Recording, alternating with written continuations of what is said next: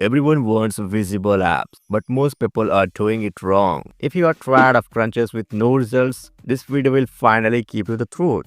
Let's break down how to lose fat and build abs the right way. The truth about abs. First thing first, abs are already there. Yes, you hear that right. We all have abdominal muscles. The problem is the layer of fat covering them. So if you are just doing crunches every day, but not focusing on fat loss, you will never see those abs. Calorie deficit is king. To lose fat, you must be in a calorie deficit. You are burning more calories than you eat. No magic workout will outtrain a bad diet.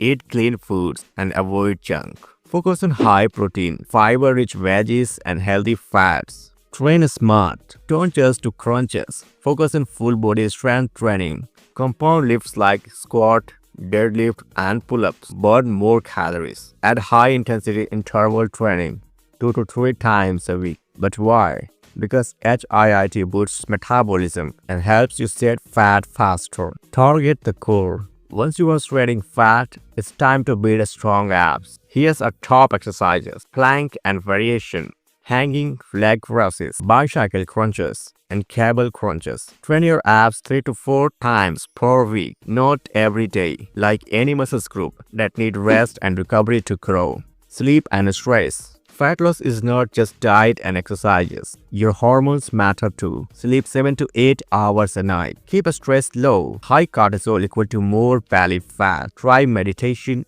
stretching, or work to stay clean. Be consistent. Abs take time. Forget the 7-day six-pack scheme. Real fat loss and core building takes a week or month. Track your progress weekly and stay consistent with diet and workout, and the result will come. So remember, abs are built in the gym and revealed in the kitchen. Focus on fat loss, train smart, and stay patient. If you found this helpful, hit that like button, subscribe, and let me know in the comments. Are you training for visible abs this year?